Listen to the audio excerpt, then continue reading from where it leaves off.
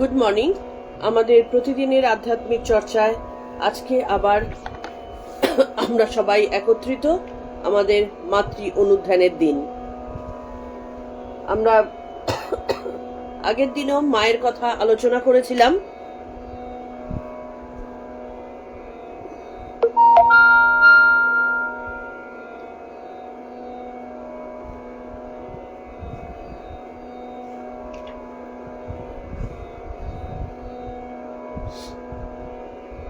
আগের দিন মায়ের কথা আলোচনায় আমরা সাধু নাগমহাশয়ের কথা পড়েছিলাম এবং তার মায়ের প্রতি অপরিসীম ভক্তি এবং ভক্তির আতিশয্যে তিনি কিভাবে নিজেকে সম্পূর্ণরূপে হারিয়ে আত্মভোলা হয়ে তিনি কিভাবে তার ভক্তিকে নিজের ইচ্ছে তো বাইরে বার করেননি, ভক্তি বেরিয়ে আসে।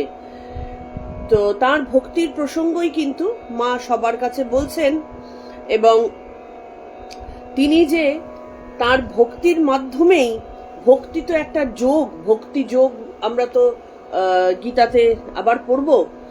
তো সেই ভক্তি যোগের মাধ্যমে তিনি যে কত রকম অসম্ভবকে সম্ভব করেছিলেন সেই কথা মা আগের দিন বলেছেন। তার অনুরাগী ভক্ত সঙ্গকে সবাইকে বলছেন তিনি গঙ্গাকে নিজের ঘরে আনয়ন করেছিলেন। এটা একটা পুরাণের কথাই আমরা পড়েছি, হ্যাঁ, যে ভগীরথ গঙ্গাকে আনয়ন করেছিলেন।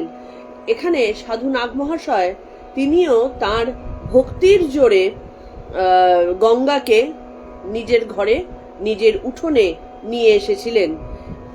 তো এবং সেখানটাতে এটা সম্ভব হয়েছিল কারণ তিনি সংসারী ছিলেন, কিন্তু তার সংসার ছিল পুণ্যের সংসার, কিন্তু তার সংসার ছিল বিদ্যার সংসার, হ্যাঁ, এবং তার স্ত্রী ছিলেন একেবারে পূর্ণ মাত্রায় তার মানে সহধর্মিণী। সে কারণে সাধু নাগমহাশয়ের মধ্যে সেই ভক্তি আরো দৃঢ়ভাবে যোগে পরিণত হয়েছিল এবং মায়ের কৃপা তিনি পেয়েছিলেন। আমরা এরপর থেকে আবার পড়ব মায়ের প্রণাম মন্ত্রের পরে। জননীং শারদাং দেবীং রামকৃষ্ণং জগৎগুরুং পাদপদ্মে তয়ো শ্রিত্বা প্রণমামি মুহুর্মুহু। सर्वमङ्गलामङ्गल्ये शिवे सर्वार्थसाधिके शरण्ये त्र्यम्बके गौरी नारायणी नमोऽस्तुते। सृष्टिस्थितिविनाशानं शक्तिभूते सनातनी गुणाश्रये गुणामये नारायणी नमोऽस्तुते। जय नारायणी नमोऽस्तुते, जय नारायणी नमोऽस्तुते, जय नारायणी नमोऽस्तुते। আমরা আসছি পরবর্তী প্রসঙ্গে, যে মা তার ভক্তদেরকে পান সাজতে দিয়েছিলেন এবং সবাই মিলে একসাথে আনন্দ করে পান সেজেছে। মা নিজেও তাতে আনন্দ করছেন যে দেখো সবাই মিলে একসাথে সাজায়, কত তাড়াতাড়ি সবকিছু হয়ে গেল। এইবার মা তেতলায় গোলাপ মার ঘরে গেলেন। খানিক পরে আমি মানে লেখিকা সেখানে গিয়ে দেখি মা ওই ঘরের দরজার চৌকাঠে মাথা রেখে শুয়ে আছেন। কেমন করে ভেতরে যাই, কারণ মা যেখানে চৌকাঠে মাথা রেখে আছেন সেই চৌকাঠ ডিঙিয়ে ভেতরে যাওয়া তো সম্ভব নয়, কারণ মায়ের মাথা ডিঙানো হয়ে যায় তাতে। আমায় দেখে মা বলছেন, এসো এসো, তাতে দোষ নাই। মার সর্বত্র এইরূপ ভাব। পরে মা মাথা তুললেন। মায়ের কাছে যেন সবকিছুই ছাড় রয়েছে, যা খুশি তাই করে ধুলো কাদা মেখে মায়ের কাছে একবার ঝাঁপিয়ে পড়তে পারলেই হলো। দায়িত্ব তারপরে তার। এই বোধ যদি আমাদের সবার মধ্যে থাকে যে আমরা মায়ের সন্তান, এই বোধ যদি থাকে, তারপরে যেমন খুশি করে সত্যি চলা যায়। কিন্তু এটাও কথা যে আমরা এই মায়ের সন্তান, এই বোধ যদি থাকে, আমাদের দ্বারা বিপথে পা কিন্তু আর পড়বে না। কিন্তু আমাদের সমস্ত কিছু দায়িত্ব মাকে দিয়ে দিতে হবে, সেই দেওয়াটাই হচ্ছে কঠিন কাজ, সবাই পারে না। তো তাই বলছেন মা সর্বত্র এরূপ ভাব। পরে মা মাথা তুললেন। আমি ঘরে গিয়ে কাছে বসে তাকে বাতাস করতে লাগলুম। মা শুয়ে শুয়ে গৌরীমার স্কুলের নানা কথা আর গাড়ি ভাড়া এসব কথা পারলেন। আমি যথাযথ উত্তর দিতে লাগলুম।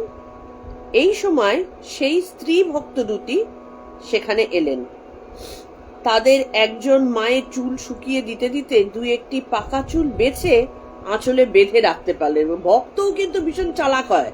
সত্যিকারের ভক্ত যদি হওয়া যায়, তারা কিন্তু ভীষণ চালাক হয়।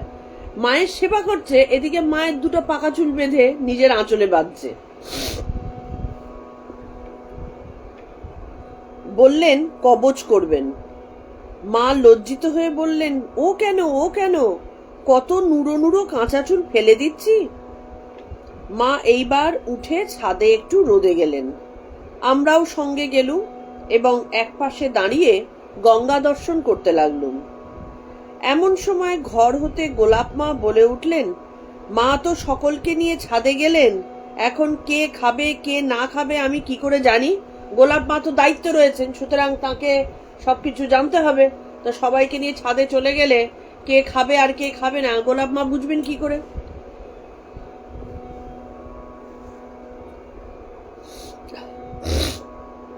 ওই কথা শুনতে পেয়ে জিজ্ঞাসা করে গিয়ে তাকে বললুম, বিধবাটি কেবল খাবে না, মানে যিনি লেখিকা তিনি বললেন যে তিনি কেবল বিধবা খাবে না, বাকি সবাই খাবে। রৌদ্রে অনেকগুলি কাপড় ছিল, মা আমাকে সেগুলি তুলে ঘরে রাখতে বললেন। আমি তুলছি, এমন সময় মা নিচে ঠাকুরের ভোগ দিতে নামলেন। আমরাও সকলে নিচে ঠাকুর ঘরে এলুম। ভোগ দেওয়া হলে মা আমাকে মেয়েদের খাবারের জায়গা করতে বললেন। পরে সকলে প্রসাদ পেতে বসলুম। মা দুই এক গ্রাস খাবার পরে আমাদের সকলকে প্রসাদ দিলেন। এইটা যতবার পড়ি বা শুনি ততবার মনে হয় মানে কত ভাগ্য তারা, কথায় কথায় মায়ের প্রসাদ পাচ্ছে। হ্যাঁ, মানে ডাইরেক্ট প্রসাদ, একেবারে মা খাচ্ছেন, ফলটা হাতে তুলে দিচ্ছেন, মা একটু চাকছেন, হাতে প্রসাদ তুলে দিচ্ছেন, এবং স্ব ইচ্ছায়। মানে কতখানি পবিত্রতম ভক্ত হলে এই কৃপা পাওয়া যায়। ইহার কিছু পূর্বে আরো দুই একটি স্ত্রী ভক্ত এসেছিলেন। তন্মধ্যে একজন বৃদ্ধা সধবা ঠাকুরের সময়, মানে ঠাকুরকেও তিনি দেখেছেন, এবং অপরটি তাঁর পুত্রবধূ। বৃদ্ধাটি খেতে খেতে বললেন, আহা, ঠাকুর আমাদের যেসব কথা বলে গেছেন তা কি আমরা পালতে পেরেছি? তাহলে এত ভোগ ভুগবে কে মা? সংসার করেই মরছি, ও কাজ হলো না সে কাজ হলো না, এই কেবল করছি। খেয়াল করে দেখো, তখনও যে ধরনের কথাবার্তা, এখনো সেই কথাবার্তা। যে ঠাকুরের কথা শুনেছেন তারপরেও ঠাকুরের কথা পালন করতে পারছেন কোথায়? ডাইরেক্ট ঠাকুরের কথা, আমরা তো বই পড়ে জানছি, আরেকজনের মুখের কথা জানছি, কিন্তু ইনি তো ডাইরেক্ট ঠাকুরের কথা শুনেছেন। তারপরেও তার দুঃখ যে আমরা সংসার করে মরছি, ঠাকুরের কথা কোথায় আমরা পালন করতে পারছি? সারাক্ষণ কেবল এ কাজটা হলো না তাই করে নি, ও কাজটা হলো না তাই করে নি, এটাই আমরা করতে থাকি, এবং এইটাই হচ্ছে সাংসারিক লোকের জাঁতা কল। এটার থেকে কেটে বেরোতে পারে না। ঠিক যেমন দেখো, যারা ওই রেশম কীট, হ্যাঁ, রেশম কীট প্রথমে থাকে মুক্ত, সে নিজের মনে পাতা খেয়ে বেড়াচ্ছে, তারপর নিজের জালে নিজেই জড়ায়, বদ্ধ হয়ে থাকে একটা ছোট্ট কুকুনের মধ্যে। কিন্তু এক সময় তার বুদ্ধি ফোটে, সে কুকুন কেটে বেরিয়ে চলে যায়। কিন্তু আমাদের সংসারী লোক, আমরা কিন্তু জন্মেছিলাম মুক্ত হয়েই, আমাদের কিন্তু মাতৃগর্ভে আসার আগে আমরা মুক্তই ছিলাম। কিন্তু এই যে সংসারের জাঁতাকলে কর্মচক্রের পাকে পড়ে ঘুরলাম, আমাদের দুর্ভাগ্য যে আমরা একটা মথের মতো হতে পারছি না যে ওই কুকুনটা কেটে বেরিয়ে যাব। যেদিন বুঝতে পারবো যে আমাদের এই সংসারটা বেসিক্যালি একটা খাঁচা, সেখানটাতে আমাদের বন্দি করে রাখা হয়েছে, সেদিন কিন্তু আর কাটতে বেশি সময় লাগবে না। মা তার ওই কথায় বললেন, কাজ করা চাই বই কি। এবার দেখো মায়ের শিক্ষা, কাজ করা যায় বই কি, কর্ম করতে করতে কর্মের বন্ধন কেটে যায়, সেটা যে কাজই হোক না কেন। দেখো আমরা কাজ করতে গিয়ে হাঁপিয়ে যাই যে বাবারে সারাদিন কত কাজ করছি, বাবারে আমাদের কাজের ঠেলায় আমাদের মরে যেতে হলো, আনন্দ করে কাজ আমরা কেউ করি না। কিন্তু মা বলছেন কাজ করতে হয়, কারণ যেভাবেই হোক কাজ করতে করতে তবেই কর্মের বন্ধন কাটে। ওই কুকুন যে ওই ছোট্ট মথ যে ছোট্ট কুকুনটার মধ্যে রয়েছে, সে যদি বেরোবার জন্য পরিশ্রম না করে, সে তো সারা জীবন ওই কুকুনের মধ্যেই থাকবে এবং আলটিমেটলি কুকুনেই মরে যাবে। এমন অনেক মত হয় কিন্তু দেখবে কুকুন কেটে বেরোতে পারে না, মরে যায়। এই প্রসঙ্গে একটা উদাহরণ, যেটা ব্যাঙের উদাহরণ আমরা অনেকেই জানি। একটা ব্যাঙকে তুমি যদি একটা গরম জলের মধ্যে ফেলে দাও, ফুটন্ত গরম জলে এক লাফ মারবে, বেরিয়ে চলে যাবে। কিন্তু তুমি যদি এরকম করো যে একটা পাত্রের মধ্যে ঠান্ডা জল রেখে সেটাকে আগুনের ওপর বসাও এবং তার মধ্যে ব্যাঙটাকে রেখে দাও, ব্যাঙটা চুপ করে বসেই থাকে। একটু তাপ লাগছে, অল্প একটু লাফালো, আবার একটু তাপ লাগছে, আবার একটু লাফালো। হ্যাঁ, কিন্তু যখন তাপ সত্যিকারের প্রচন্ড লাগছে, সে যখন আর থাকতে পারছে না, তখন সে আর লাফাতেও পারে না, সে আর বেরোতেও পারে না, ওই অবস্থায় মরে যায়। কেন বলতো? তার কারণ হচ্ছে যখন ফুটন্ত গরম জলে তাকে ফেলা হচ্ছে, সে তখন তার বোধ আছে যে আরে এটা ফুটন্ত গরম জল, এক লাফে বেরিয়ে যায়। কিন্তু যখন ওই ঠান্ডা জল আগুনে বসিয়ে ফেলা হয়, সে ভাবে বেশ তো আছি, ঠান্ডা জলই তো আছে, অসুবিধা হচ্ছে না। এবার যখন একটু করে গরম হওয়া শুরু হয়, সাংসারিক চাপের সাথে তুলনা করো এটাকে, যখন জাঁতাকলের সাথে তুলনা করতে হবে, সে তখন ভাবে এই একটু সরে বসলেই হয়ে যাবে, ওই একটু লাফ মারলেই হয়ে যাবে। এই করে করে সে তার সমস্ত শক্তি খরচ করে ফেলে। এবার যখন তার বেরোবার সত্যিকারের প্রয়োজন হয়, তার তখন আর বেরোবার ক্ষমতা নেই, কারণ সব শক্তি ওই লাফাতে লাফাতে খরচ হয়ে গেছে। আমাদের সংসারী মানুষেরা তাই করি, যাদের মধ্যে এই বোধ থাকে যে সংসার হচ্ছে একটা জাঁতাকল, এর মধ্যে পড়ে গেলে আমরা কিন্তু ঘুরতেই থাকবো, সে এক লাফ মেরে বাইরে চলে যায়। কিন্তু আমাদের মতন সাধারণ যারা, অতি সাধারণ, আমরা ভাবি এই তো বেশ আছি, একটুখানি ভালো জিনিস পেলাম, বাহ এই তো বেশ আছি, এই তো আমার সুখের জীবন, এই তো আমার আনন্দ, হ্যাঁ এটাই তো চেয়েছিলাম, এটাকেই সুখ বলে। এই করতে করতে যখন একেবারে দুর্গতির অবস্থায় এসে থাকে, তখন কিন্তু আমাদের দুর্গতির পাঁকে অলরেডি জড়িয়ে গেছি, আর আমাদের বেরোবার ক্ষমতা নেই, অবস্থা নেই।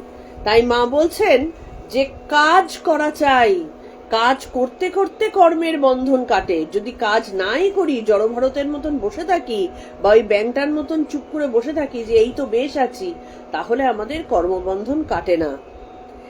এক দণ্ডও কাজ ছেড়ে থাকা উচিত নয়। মা বলছেন আমাদের বেসিক্যালি শরীরের বিশ্রাম মানে কি জানো তো, একটা কাজ থেকে আরেকটা কাজে চেঞ্জ করা, এটাই কিন্তু বিশ্রাম।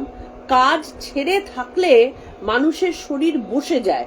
খেয়াল করে দেখবে সারাদিন পরিশ্রম করলাম, একটুখানি 5 মিনিটের জন্য যদি বিছানায় শুই, বিকেলে যেন আর উঠতে ইচ্ছে করছে না, শরীর ছেড়ে দেয়, ভীষণ কষ্ট হয়, প্রচন্ড মনোযোগ লাগে তখন উঠতে, শীতকালে তো আরো বেশি হয়।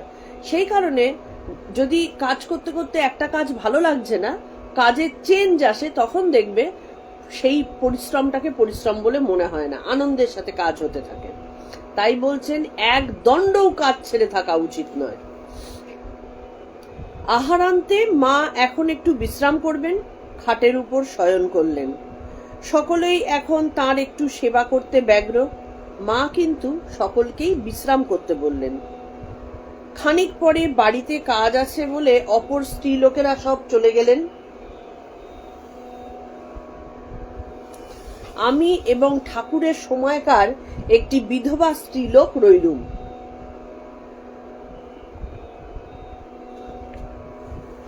আমি এখন মায়ের সেবার ভার একাই পেলুম। বিধবাটি মায়ের কাছে বসে তাঁর সংসারের দুঃখের অনেক কথা বলতে লাগলেন। মা, আপনার কাছে সকল অপরাধের ক্ষমা পাই, কিন্তু ওদের কাছে ক্ষমা নাই, ইত্যাদি। মানে সংসারে নিশ্চয়ই সেরকম কেউ আছে, তাই বলছেন যে মা, আপনার কাছে আমি সকল অপরাধের ক্ষমা পাই, কিন্তু আমার সংসার বলে যাকে জানি তাদের কাছে কিন্তু কোনো অপরাধের ক্ষমা নাই। আমি কথা প্রসঙ্গে তাকে জিজ্ঞাসা করলুম, আপনি ঠাকুরকে দেখেছেন? ও মা, দেখেছি বই কি, তিনি যে আমাদের বাড়িতে আসতেন। মা তখন বউটির মতন থাকতেন। মা তখন প্রথম দিকে মা কিরকম ছিলেন, একেবারে অবগুণ্ঠিতা, লজ্জাবতী তিনি ছিলেন, কারোর সাথে কথা তো বলতেন না। তাই বলছেন মা তখন বউটির মতন থাকতেন। আমি বললুম, ঠাকুরের দুটো কথা বলুন না, শুনি। তিনি বললেন, আমি না মা, মাকে বলতে বলো। কিন্তু মা তখন একটু চোখ বুজে আছেন দেখে আমি ও কথা বলতে পারলুম না। খানিক পরে মা নিজেই বলছেন, যে ব্যাকুল হয়ে ডাকবে সেই তাঁর দেখা পাবে। এইটা হচ্ছে কত বড় সত্য কথা, যে ব্যাকুল হয়ে ডাকবে সেই তাঁর দেখা পাবে, আজ অথবা কাল। ঠাকুর আসবেনই আসবেন, ঠাকুর কথা দিয়েছেন, মা কথা দিয়েছেন, যে ডাকবে ঠাকুর তার শেষ সময়ে হলেও নিজে হাতে তাকে নিয়ে যাবেন। এটা ঠাকুরের দেওয়া কথা, মায়ের দেওয়া কথা। ঠাকুরকে আসতেই হবে। মা বলেছেন, তাকে যে একবার ভক্তি ভরে ডেকে বলেছে যে তুমি এসো আমার কাছে, ঠাকুরকে আসতেই হবে, নিজে হাতে তাকে নিয়ে যাবেন।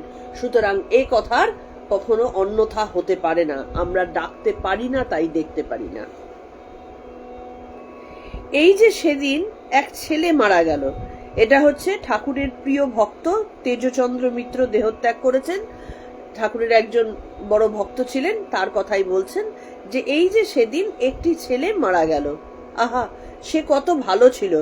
ঠাকুর তাদের বাড়ি যেতেন, ঠাকুর কতজনের বাড়ি যেতেন। একদিন পরের গচ্ছিত 200 টাকা ট্রামে তার পকেট থেকে মারা যায়। বাড়ি এসে দেখে ব্যাকুল হয়ে গঙ্গার ধারে গিয়ে কাঁদছে, হায় ঠাকুর কি করলে। তার অবস্থাও তেমন ছিল না যে সে নিজে ওই টাকা শোধ করে, মানে অন্যের টাকা নিয়ে যাচ্ছিল, সেই টাকা চুরি গেছে। আহা, কাঁদতে কাঁদতে দেখে ঠাকুর তার সামনে এসে বলছেন, কাঁদছিস কেন? ওই গঙ্গার ধারে ইট চাপা পড়ে আছে, দেখ। সে তাড়াতাড়ি উঠে ইটখানা তুলে দেখে, সত্যিই তো একতারা নোট। শরতের কাছে এসে সব বললে। ঠাকুর কিন্তু তখন দেহে নেই, নিজ দেহে কিন্তু নেই, ঠাকুরের তখন দেহত্যাগ হয়ে গেছে।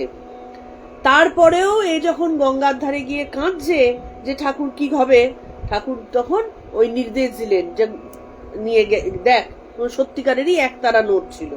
তাই শরতের কাছে এসে, শরৎ মহারাজের কাছে এসে বলছেন। শরৎ শুনে বললে, তোরা তো এখনো দেখা পাস, আমরা কিন্তু পাইনি। তার মানে এটা একটা কথা যে দেখো, শরৎ মহারাজ একজন এত বড় ত্যাগী সন্ন্যাসী, যিনি মায়ের ভারী হিসেবে বিবেচিত হতেন, তিনি বলছেন আমরা তো দেখা পাইনি। তার মানে অথচ এই লোকটির কথা, এ তো গৃহী, এ দেখা পাচ্ছে। তার মানে কি, ঈশ্বরের দেখা পাওয়াটা গৃহী বা সন্ন্যাসীর উপর কিন্তু ডিপেন্ড করে না, মনের ভক্তির উপর ডিপেন্ড করে, আকুল ডাকের উপর ডিপেন্ড করে। শরৎ মহারাজ সারাদিন তিনি একজন ত্যাগী, মায়ের সেবা করে যাচ্ছেন এবং তার মধ্যে কোনো কামনা বাসনাহীন ভাবে তিনি সেবা করে যাচ্ছেন। আর এই লোকটি সে সংসারে আছে, কিন্তু তারপরেও সে ঠাকুরের দেখা পাচ্ছে। শুধু না, ঠাকুর তাকে নির্দেশ দিচ্ছেন, ওইদিকে গিয়ে দেখ, তোর ঝামেলা কেটে যাবে। এটা কিন্তু খেলাখেলি কথা না। তার মানে আমরা গৃহী হই, আমরা সন্ন্যাসী হই, আমরা যেমনই হই, যদি প্রাণ ভরে একবার ঠাকুরকে ডাকা যায়, তাহলে কিন্তু ঠাকুর আসবেনই আসবেন।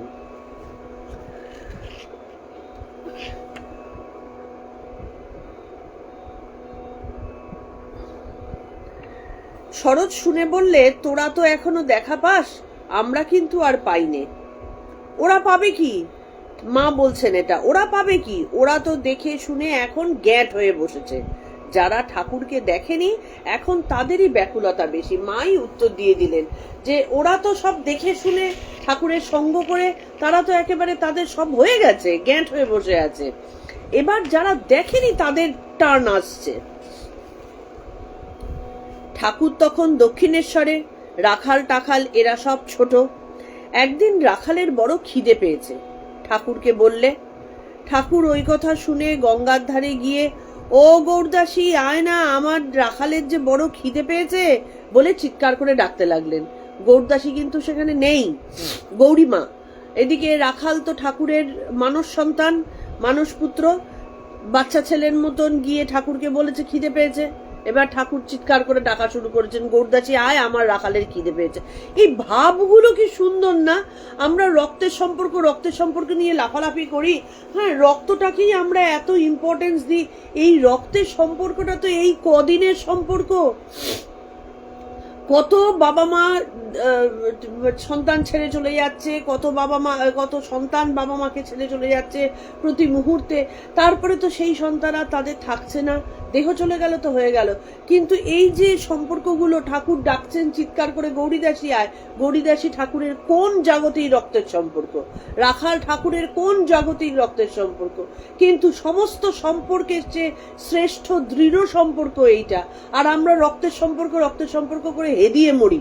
হ্যাঁ, সেখান থেকে বিচুটির পাতার ছেঁকা খাচ্ছি, কিন্তু তারপরেও রক্তের সম্পর্ক কিছু এতটা ইম্পর্টেন্ট নয় যতটা এই আধ্যাত্মিক সম্পর্কগুলো। তাই বলছেন যে ঠাকুর ডাকছেন। তখন দক্ষিণেশ্বরে খাবার পাওয়া যেত না। খানিক পরে গঙ্গায় একখানা নৌকা দেখা গেল। নৌকাখানা ঘাটে লাগতেই তার মধ্যে থেকে বলরাম বাবু, গৌরীদাসী প্রভৃতি নামলো এক গামলা রসগোল্লা নিয়ে। সম্পর্ক, কোন সম্পর্কের কথা বলবে বলো তো দেখি? আজকে আমার বাড়িতে খাবার না থাকলে, আমার ছেলেপিলে যদি খেতে চায়, আমি ফট করে হয়তো বলবো এখন খাবার নেই, পরে খাস, কি এখন আমি নিয়ে আসি তারপরে খাস। আমি তখন হয়তো পারলামই না, হয়তো দুটো বগুনিই দিয়ে দিলাম, কি বললাম নিজে বানিয়ে খা। হ্যাঁ, এরকম কত কিছু কথা তো আমরা বলে থাকি। কিন্তু ঠাকুর এমন ডাকলেন, বলরাম বাবু, গৌরীদাসী চলেই আসলেন। ঠাকুর কি জানতেন? তারা কি বলেছিলেন? ফোন ছিল, মোবাইল ছিল যে হ্যাঁ আসছি, দাঁড়ান, আমার রাখালের খিদে পেয়েছে, আমার খাবার লাগবে। ঠাকুর ডাকলেন, সেই ডাক পৌঁছে গেল তার কাছে, খাবারও চলে আসলো। তাহলে এই টানটা কোথার থেকে আসে? কোন টানের টান এটা, যা আমাদের এই রক্তের টানের থেকে টানের সাথে আমাদের তুলনা করা যায়? ঠাকুর তো আনন্দে রাখালকে ডাকতে লাগলেন। মা এই গল্পগুলো করছেন, ঠাকুরের গল্প। আনন্দে রাখালকে ডাকতে লাগলেন, ওরে আয় না রে, রসগোল্লা এসেছে, খাবি আয়, খিদে পেয়েছে বললি যে। রাখাল তখন রাগ করে বলতে লাগলেন, আপনি অমন করে সকলের সামনে খিদে পেয়েছে বললেন কেন? তিনি বললেন, তাতে কি রে, খিদে পেয়েছে খাবি, তা বলতে দোষ কি? তাঁর স্বভাবই এরকম ছিল কিনা। এদিকে রাখাল তো বলেছেন ঠাকুরকে যে আমার খিদে পেয়েছে, খেতে দাও। এবার ঠাকুর তো সবার সামনে বলেছে। রাখাল তখন বলছে, সবার সামনে বললে কেন, আমার খিদে পেয়েছে, লজ্জা পেয়ে গেছেন। এমন সময় ভূদেব স্কুল থেকে জ্বর নিয়ে এলো। মা তার জন্য বিছানা করে দিতে বললেন। বিছানা করে দিলুম। মাকে আজ একবার বলরাম বাবুর বাড়ি যেতে হবে, রামবাবুর মাকে দেখতে, কারণ তিনি রক্তামাশয়ে খুব পীড়িতা। তাই তাড়াতাড়ি উঠে বৈকালের কাজকর্ম সেরে নিতে লাগলেন। বললেন, একবার যেতেই হবে, মাকুর স্কুলের গাড়ি এলে দাঁড়াতে বলো। মাকুর স্কুল মানে নিবেদিতার স্কুল। ঠাকুরকে বৈকালি ভোগ দিয়ে উঠে আমাকে কিছু প্রসাদ নেব কিনা জিজ্ঞেস করায় বললুম, এখন থাক। মা বললেন, তবে পরে খেও, নলিনী খেতে দিস। মাকুর গাড়ি আসতেই বললেন, আমি শিগগির ঘুরে আসছি, তুমি বসো, আমি না এলে যেও না। এই কথাগুলো না আমিও খুব মিস করি। খালি মনে হয় যে ওই জায়গাটায় এই মহিলার কাজ মানে বদলে আমিও তো হতে পারতাম। মা নিজে থেকে বলতেন, তুমি যেও না, তুমি থাকো। হ্যাঁ, মানে এইগুলো যেন একটা ভীষণ ভেতরে আকুতি হয় যে মা যদি থাকতেন, বা মায়ের সময় আমি যদি থাকতাম, এই ঘটনাগুলো যদি আমার সাথে ঘটতো, কি আনন্দের কথা হতো। মা ও গোলাপ মা বলরাম বাবুর বাড়ি গিয়ে ঘন্টাখানেক পরে ফিরে এলেন। এদিকে খবর এসেছিল আমাকে নিয়ে যেতে লোক এসেছে, কিন্তু মার ফেরবার অপেক্ষায় ছিলুম। মা এসেই বললেন, এই যে আছো মা, আমি এই তোমার জন্যই তাড়াতাড়ি আসছি। জল খেয়েছ? না মা। সে কি নলিনী, খেতে দিসনি? বলে গেলুম। নলিনী লজ্জিত ভাবে, মনে ছিল না, এই দিচ্ছি।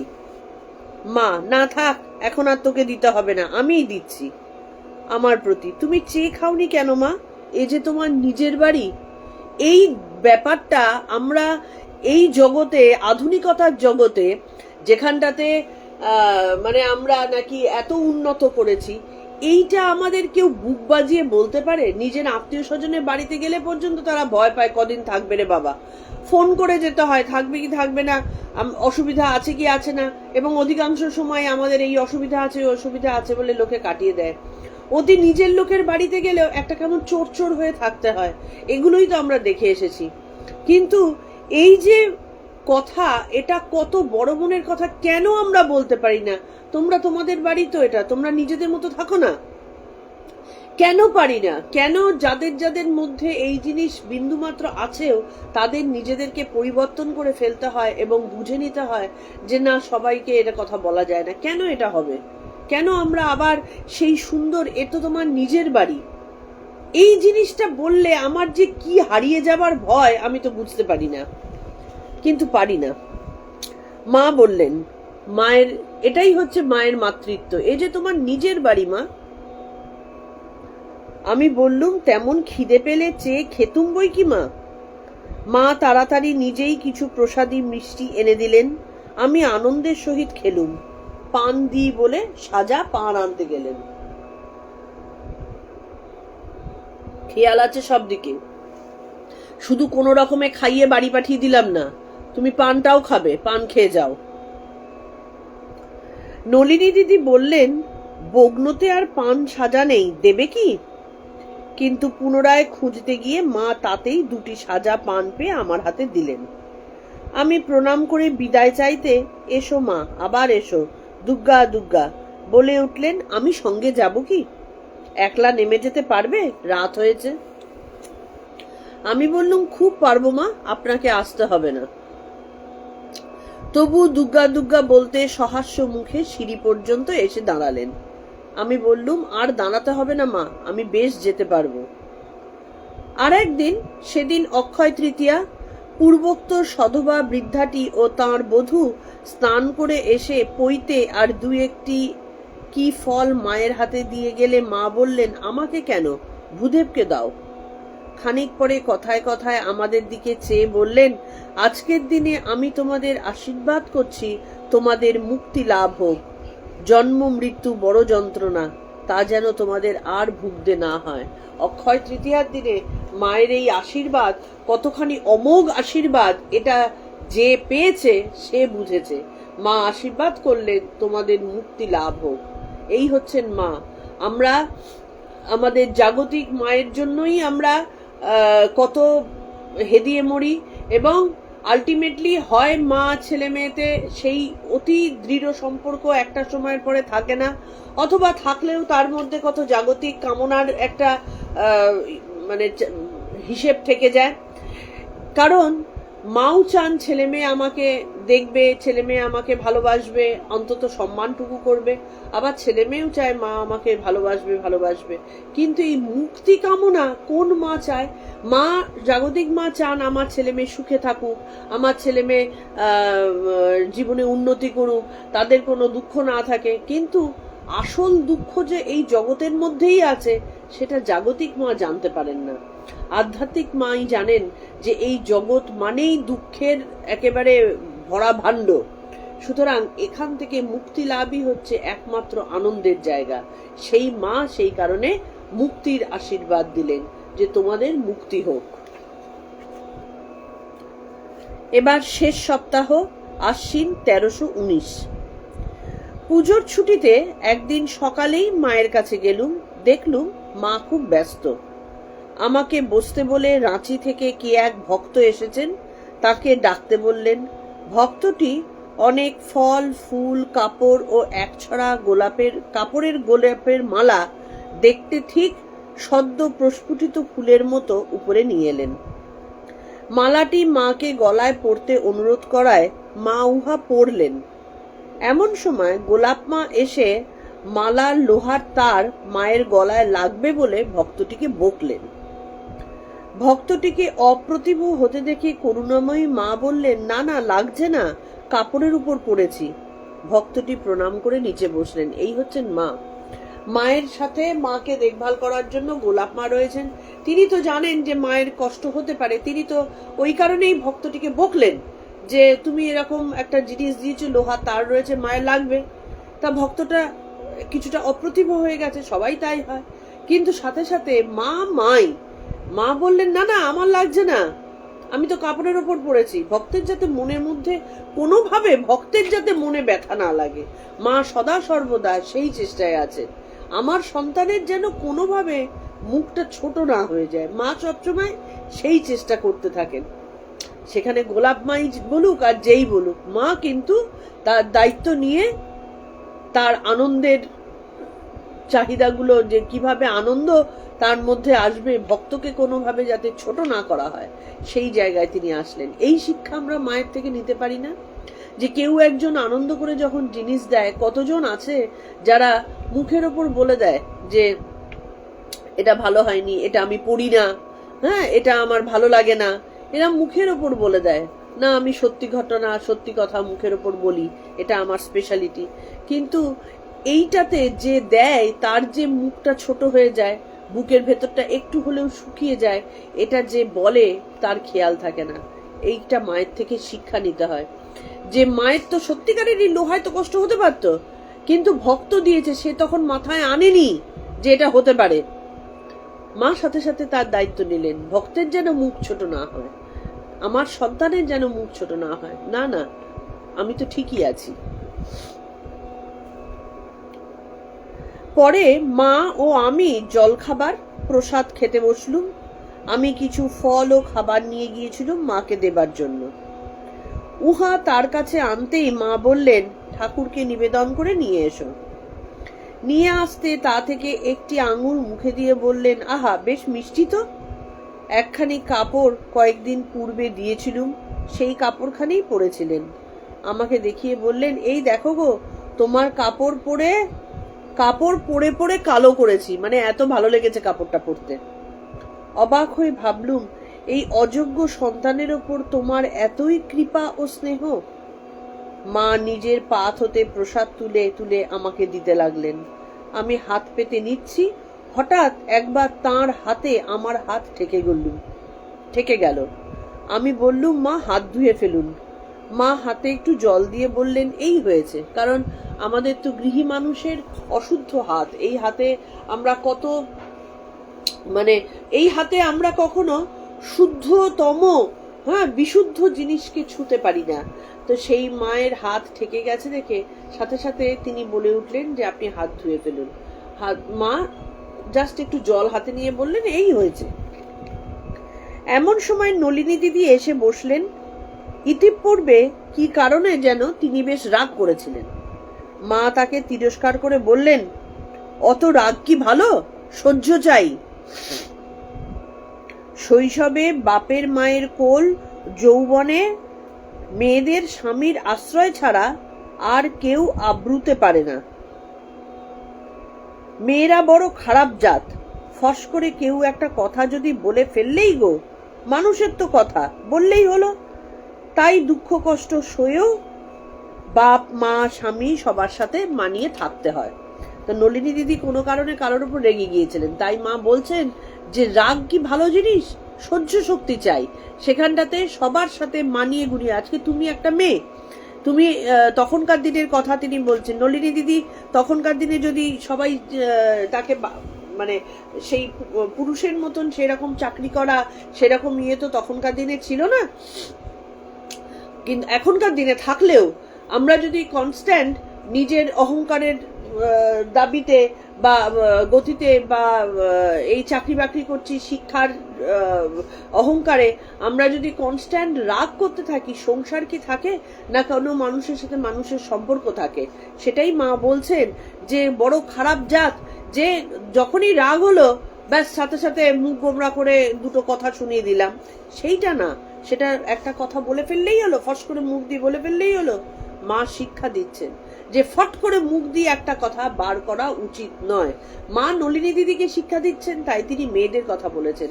আমরা ভবিষ্যতে অনেক জায়গায় দেখব মা কিন্তু ছেলেদেরও একই শিক্ষা দিয়েছেন, রাগ ওইভাবে করতে নেই, বা রাগকে কন্ট্রোললেস রাগ, আমি কি বলছি জানি না, ফস করে মুখ দিয়ে বার করে তো দিলাম, সেটা কোথায় গিয়ে কিভাবে লাগলো পরে 2 ঘন্টা বাদে তোমার রাগ কমে যেতেও পারে, কিন্তু যাকে তুমি বলেছো তার তো ভেতরে সেই দাগটা চলে যাবে না।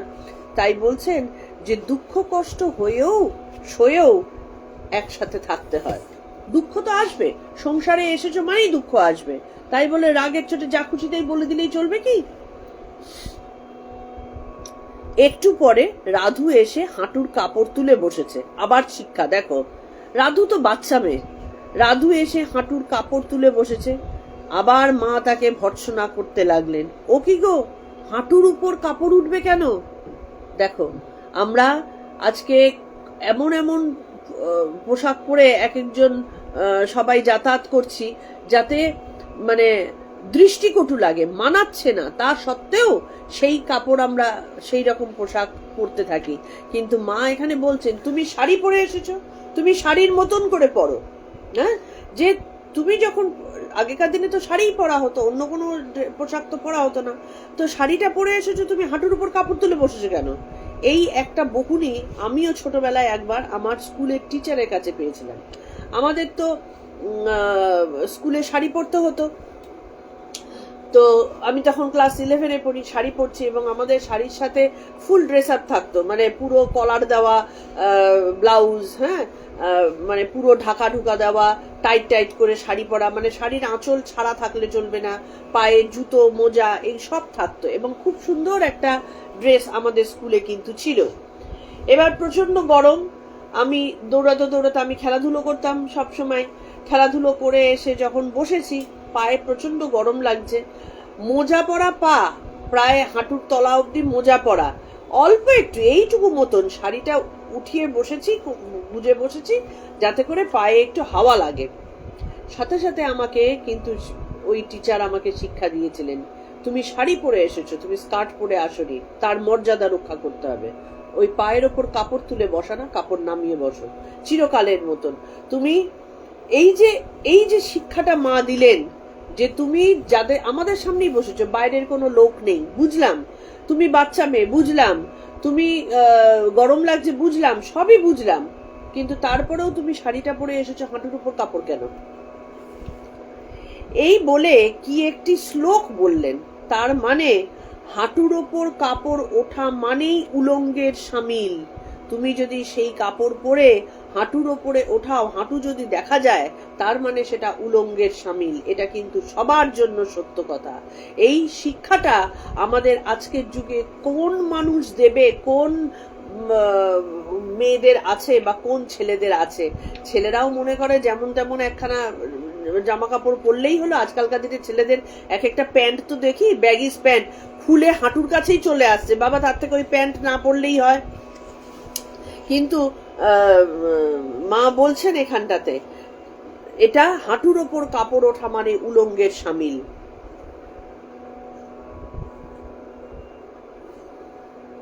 চন্দ্রবাবুর ভগ্নী এসেছেন, কথায় কথায় তিনি আমাকে জিজ্ঞাসা করলেন, মার গোসাই আছেন? গোসাই মানে স্বামী, মায়ের স্বামী আছে, কারণ মা তো সরু লাল পেরে কাপড় পরতেন। হ্যাঁ, এসব বুঝি ছেলে মেয়ে বউ?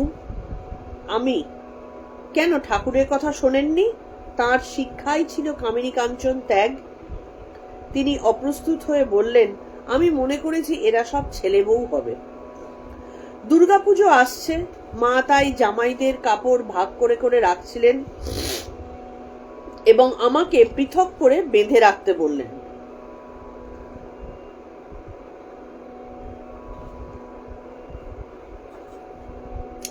আরেকখানি কাপড় আমার হাতে দিয়ে বললেন, এখানা কুচিয়ে রাখো তো মা, গণেন পুজোর সময় পরে মঠে যাবে। মধ্যাহ্নের ভোগ ও প্রসাদ হয়ে গেল।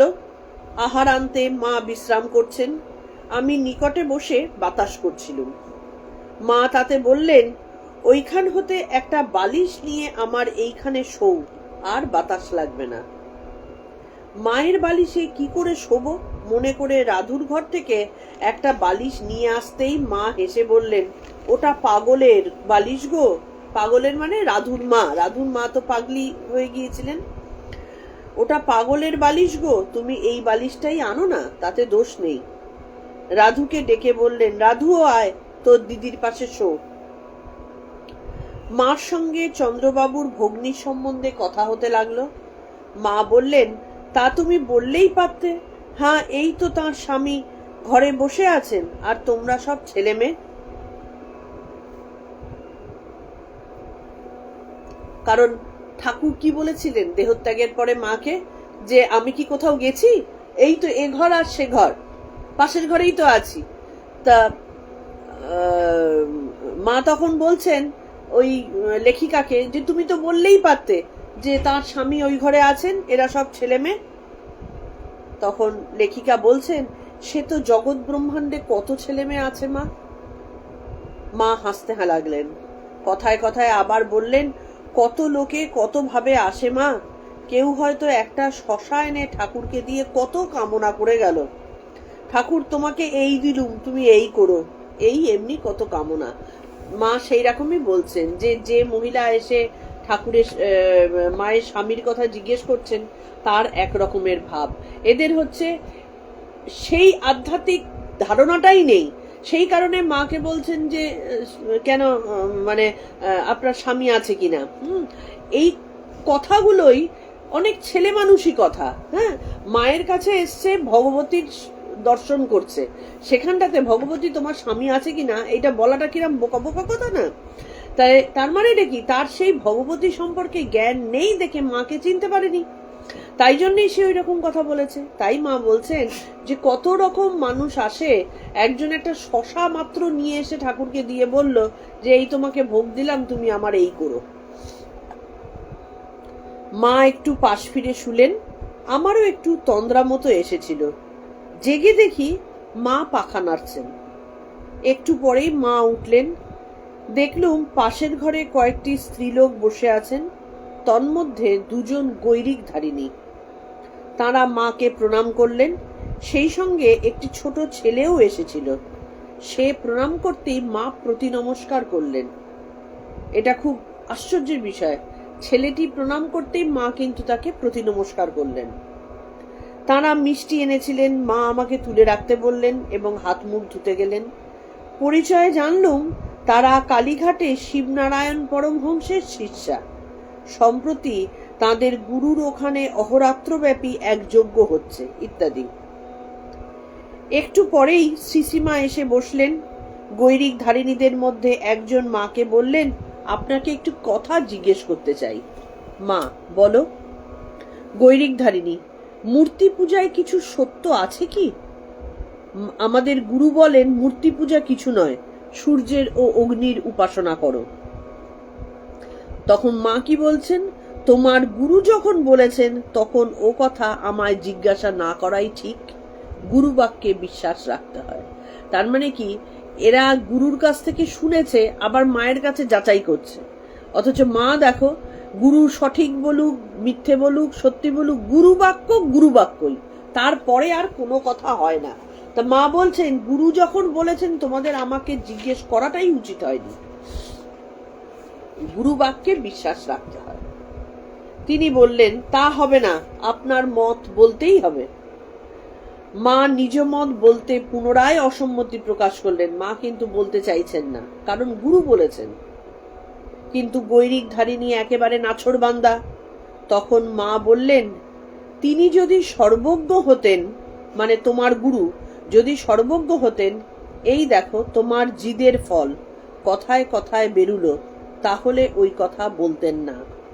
মা দেখো বললেন, প্রথমে কিন্তু গুরু নিন্দা গুরু সম্পর্কে কোনো কথা বলতে চাননি, কিন্তু এত জেদ করায় মা তখন বললেন তোমার গুরু সর্বজ্ঞ না। এটার প্রমাণ কি, যে তোমার মুখ দিয়ে সেই কথাটা তিনি আমার সামনে বলালেন এবং তোমার জিদের ফলে কথায় কথায় কথাটা বেরুলো, না হলে তিনি ওই কথাটা বলতেন না। এইটাই প্রমাণ যে তিনি সর্বজ্ঞ না। সেই আদিকাল হতে কত লোকে মূর্তি উপাসনা করে মুক্তি পেয়ে আসছে, সেটা কিছু নয়। তা আদিকাল থেকে সবাই কি সূর্যের উপাসনা আর অগ্নির উপাসনাই করেছে? কত লোক মূর্তির উপাসনা করে, রামপ্রসাদ তিনি কালী মূর্তি গড়ে গড়ে সেই মূর্তির উপাসনা করে মুক্তি পেয়েছেন। এরকম কত উদাহরণ রয়েছে। মূর্তির উপাসনা করে, সরস্বতীর উপাসনা করে, সরস্বতী মূর্তির উপাসনা করে কতজন পূর্ণ জ্ঞান লাভ করেছে। তাহলে এইগুলো কি কাজের জিনিস নয়? তো সেখানে মা কিন্তু গুরুকে ছোট করতে চাননি, কিন্তু গুরু যে সর্বজ্ঞ না, এই জন্য বলে না সবাই গুরু হতে পারে না। গুরু হওয়া মুখের কথা নয়, গুরু হওয়ার মানে প্রচেষ্টা অনেকেরই থাকে, একটু কিছু জানলেই সবাই গুরু হয়ে যায়, কিন্তু গুরু অন্য জিনিস, গুরু ঈশ্বরের প্রতিভু। সেইখানটাতেই মা বলতে বাধ্য হলেন, দেখো সর্বজ্ঞ নন, যে তার প্রমাণ যে কথায় কথায় আমার মুখ দিয়ে তিনি বার করলেন যে তিনি যেটা বলেছেন সেটা ঠিক কথা নয়। প্রথমে বললেন গুরু তোমাদের যা বলেছেন সেটাতেই বিশ্বাস রাখো, সেটা দিয়েই সব হবে। কারণ গুরু যাই হোক না কেন, ভক্ত যদি, শিষ্য যদি সলিড হয়, গুরুর ওই কথাতেই তার মুক্তি আসবে। কিন্তু শিষ্যও ঠিকঠাক শিষ্য নিশ্চয়ই নয়, যার জন্যে গুরু নিন্দা তার শুনতে হলো। তাই সেটা বলছেন যে এত যুগ যুগ ধরে কত লোক এই মূর্তি পুজো করেই তো মুক্তি পেয়ে এসেছে, তো সেটা কিছু নয়। আমাদের ঠাকুরের ওরূপ সংকীর্ণ ভেদ বুদ্ধি ছিল না। তার মানে কি, এই গুরু উপদেশ দিচ্ছেন বটে একটু কিছু সিদ্ধি টিদ্ধি পেয়ে, কিন্তু বেসিক্যালি আসল সত্য জ্ঞান তার হয়নি। ঠাকুর বলছেন যে ঠাকুরের, সেটাই মা ঠাকুরের কথা বলছেন যে এইটা হচ্ছে সংকীর্ণতা, তুমি এটা করো না, ওটা করো, এটাতে মুক্তি আসবে, ওটাতে মুক্তি আসবে না, সবেতেই মুক্তি আসবে। তুমি সুন্দরভাবে একটা কাজ করো, সেই কাজের মধ্যে মন প্রাণ ঢেলে করো, যে আমি শুধু 10টা হরিনাম লিখি, প্রতিদিন আমি 100টা হরিনাম লিখি, কি 100টা দুর্গা নাম লিখি, আমি এটা লিখতে লিখতে লিখতে লিখতে তার মধ্যেও মুক্তি আসবে। তাহলে এটা যদি কেউ বলে ওই হরিনাম লেখার মধ্যে কিছু নেই, ওই কাগজে লেখার মধ্যে কিছু নেই, কি এই কীর্তনে কিছু নেই, কি ওই মূর্তিতে কিছু নেই, তাহলে সেটা সংকীর্ণ বুদ্ধি হয়ে গেল। যার ব্রহ্মজ্ঞান রয়েছে, যিনি সত্যিকারের ব্রহ্মজ্ঞ পুরুষ, সর্বজ্ঞ পুরুষ, তিনি জানেন যেটাই করবে সবার মধ্যে ব্রহ্ম রয়েছে, সর্বভূতে ব্রহ্ম রয়েছে, একটা রাস্তা ধরলেই হলো। তাই বলছেন ব্রহ্ম সকল বস্তুতেই আছেন। তবে কি জানো, সাধু পুরুষেরা সব আসেন মানুষকে পথ দেখাতে, এক একজনে এক এক রকম বলেন, অনেক পথ, সেজন্য তাদের সকলের কথাই সত্য। যেমন একটা গাছে সাদা, কালো, লাল নানা রকমের পাখি এসে বসে, হরেক রকম বলছে। শুনতে ভিন্ন ভিন্ন হলেও সকলগুলিকেই আমরা পাখির বলি। একটাই পাখির বোল আর অন্যগুলো পাখির বোল নয়, এরূপ বলি না তো? তাহলে একটা যখন বট গাছের মধ্যে দেখবে সন্ধ্যেবেলা কাক এসে বসছে, তার মধ্যে হয়তো বাদুড়ও ঝুলছে, আরো কত রকমের পাখি আসছে, কত রকমের শালিক কিচিরমিচির করছে, তোমার চড়াই পাখি রয়েছে, কত বাসা বেঁধেছে, কোকিলের ডাকও রয়েছে, কোকিলও রয়েছে, কত ইয়ে রয়েছে। তো তাহলে কি আমরা একটাই ডাককে বলবো না সবকটাই বল? অনেক পাখি এসেছে, তেমনি অনেক মহাপুরুষ পৃথিবীতে আসেন আমাদের শিক্ষা দিতে, এক একজন এক এক রকম ভাবে, এক এক রকম প্রসেসে কথা বলেন। এইটা ঠিক আর ওটা বেঠিক এরকম কখনো বলা যায় না। তারা কিছুক্ষণ তর্ক করে শেষে নিরস্ত হলেন। তারপর তারা শ্রীসীমাকে জিজ্ঞাসা করলেন, আপনার বাড়ি কোথায়? মা, কামারপুকুর, হুগলি জেলায়। এখানকার ঠিকানা কি বলুন, আমরা মাঝে মাঝে আসব। মা ঠিকানা লিখে দিতে বললেন। তাঁরা যে মিষ্টি এনেছিলেন ইতিপূর্বেই মা তা হতে ছেলেটিকে দিতে বলেছিলেন এবং আমি তখনই দিয়েছিলুম। একটু পরে তাঁরা বিদায় নিলেন। তাঁরা গেলে শ্রীসীমা বললেন, এই সমস্ত মেয়েদের আবার তর্ক? জ্ঞানী পুরুষেরাই তর্ক করে তাকে পেলে না, ব্রহ্ম কি তর্কের বস্তু? একটু পরে আমার গাড়ি এলো। মা বললেন, এই গো পটলডাঙ্গার গাড়ি এসেছে, বলছে। এখনই এলো? ওই কথা বলেই তিনি তাড়াতাড়ি ঠাকুরের বৈকালী ভোগ দিলেন এবং কিছু প্রসাদী জলের গ্লাসটি এবং 2টি পান নিয়ে বারান্দায় আড়ালে গিয়ে ডাকলেন, এসো। তাঁর স্নেহ যত্নে আমার চোখে জল এলো। ভাবতে লাগলুম আবার কতদিনে মার সাথে দেখা হবে, কারণ পুজোর পরেই মা কাশি যাবেন। মা সস্নেহে বললেন, আবার আসবে। এমন সময় বাহির হতে চন্দ্রবাবু এসে একটু বিরক্তির সঙ্গে বললেন, বাইরে গাড়ি দাঁড়িয়ে গাড়োয়ান দিক করছে। আমি এই সকলকে বলে রাখলাম, গাড়ি আসলে কেউ যেন আর তিলার্ধ দেরি না করেন। শ্রীসীমা সব তাই শুনে বললেন, আহা, তার কি, এই তো যাচ্ছে, এসো মা। এই যে তাড়া দিচ্ছে, তাড়াতাড়ি এসো, এদিকে মায়ে মেয়েতে তো কথা হচ্ছে, সেই জন্য মা বলছেন এত তাড়া কিসের। আমি অশ্রুসিক্ত চোখে তাড়াতাড়ি প্রণাম করে নেমে গেলুম। প্রাণের আবেগে সেদিন বাড়িতে কারো সহিত ভালো করে কথা বলতে পারলুম না। সারা রাতও ওইভাবে কেটে গেল। এই যে মায়ের এতগুলো শিক্ষা, মায়ের সঙ্গ, মায়ের সংস্পর্শ, মায়ের ভালোবাসা, মায়ের টান, এই যে জড়িয়ে রাখা, এই জিনিসটা যে পেয়েছে সেই কিন্তু একমাত্র জানে যে সে কত ভাগ্যবান, কত পুণ্যবান এবং কত দামি জিনিস সে পাচ্ছে। মায়ের ভালোবাসা পাওয়া, আমরা দেখো জাগতিক মায়ের ভালোবাসা যখন বোধে আসে, মা তো ভালোবাসেনি, কিন্তু সেটা যখন বোধে আসে আমরা তার জন্য কত আনন্দ করি। মায়ের ভালোবাসা যার মাথার উপর থেকে চলে গেছে সে মহা দুর্ভাগা। হ্যাঁ, আমরা মানে আমার মতন যারা মাকে হারিয়েছেন তারা জানেন যে মা না থাকার কষ্টটা কি। সেখানটাতে জাগতিক মাকে নিয়েই আমরা এইরকম করি। তাহলে ইনি হচ্ছেন জন্মান্তরের মা। তাহলে সেই ভালোবাসা যে পেয়েছে সে জানে যে কি মহার্ঘ বস্তু সে পাচ্ছে। তাহলে যিনি লেখিকা, তিনি মায়ের এই যে স্নেহের টান তিনি প্রতি মুহূর্তে অনুভব করছেন, তিনি পাচ্ছেন। তো সেই কারণে তিনি যখন মায়ের কাছ থেকে ফেরত আসলেন তখন আর বাড়ির লোকের সাথে সেই মানে বদ্ধ কথাবার্তা তার আর মনে ধরছে না। তিনি মায়ের ভাবেই তিনি নিজেকে আপ্লুত রেখে দিয়েছেন। পরের দিন তাই থাকলো। তাহলে আজকে আমাদের এটুকুই। আজকে আমরা মায়ের কাছ থেকে অনেকগুলো শিক্ষা পেলাম যে তর্ক করারও বিষয় থাকতে হয়, এমনি এমনি উল্টোপাল্টা তর্ক করে ফেললেই হয় না। কিরকম পোশাক আশাক পরতে হয়, কিভাবে পোশাক আশাক পরে চলতে হয়, হ্যাঁ, এরকম অনেক কিছু কিন্তু আমরা বা রাগ, এই যে রাগ করে কথায় কথায় ঝট করে মুখ দিয়ে একটা কথা বার করে ফেললাম এবং তার ফলাফল আমরা বিচার করি না। এই যে ঘটনাগুলো আজকে আমরা মায়ের কাছ থেকে পেলাম, হ্যাঁ, এইগুলোই কিন্তু আমাদের পাথেয়। মাকে পাওয়া, মাকে বোঝা, এটাই কিন্তু বিষয়। তোমাদেরকে সবাইকে বলেছিলাম ঠাকুর এবং মায়ের কথা যেদিন হবে খাতা পেন্সিল নিয়ে বসো, ছোট ছোট উপদেশগুলো তোমাদের পাথেয় হয়ে থাকবে, সেগুলো লিখে রাখলে। তো সেইটা আশা করি সবাই যাদের যাদের ইচ্ছে হচ্ছে করছো।